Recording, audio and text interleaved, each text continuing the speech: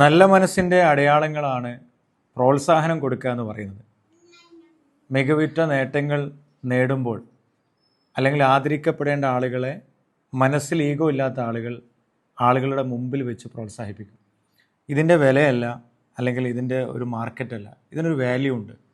പ്രിയപ്പെട്ട മജീദ് കായുടെയും സുൽഫത്തായുടെയും പ്രിയപ്പെട്ട മോന് ഫഹീം പുളിയന്തോട് ഓൾ ഇന്ത്യ മെഡിക്കൽ എൻട്രൻസിൽ ഉന്നത വിജയം കരസ്ഥമാക്കി മുന്നോട്ട് ഗമിച്ചുകൊണ്ടിരിക്കുകയാണ് വിദ്യാഭ്യാസ രംഗത്ത്.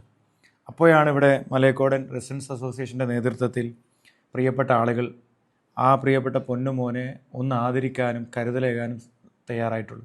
ഒരു നാടിൻ്റെ ഒരു പരിച്ഛേദമാണ്. ഇത്തരത്തിലുള്ള പ്രോത്സാഹനങ്ങളാണ് ഒരു മനുഷ്യനെ സാമൂഹിക ജീവിയായി രൂപാന്തരപ്പെടുത്തുന്നതിൽ വളരെ പ്രാധാന്യം അർപ്പിക്കുന്നു.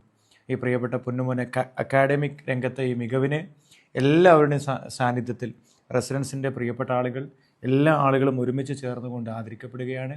നാട്ടിൽ അറിയപ്പെടുന്ന, സമൂഹത്തിനെ ചേർത്ത് പിടിക്കുന്ന നല്ലൊരു മിടുക്കനായിട്ടുള്ള ഡോക്ടറായിട്ട് മാറാൻ സാധിക്കട്ടെ. ഉന്നത ഭാവിയുള്ള ഒരു നല്ല മോനായിട്ട് മാറാൻ സാധിക്കട്ടെ.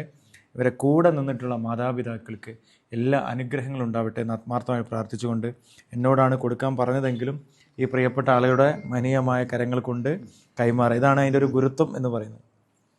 ഓക്കെ.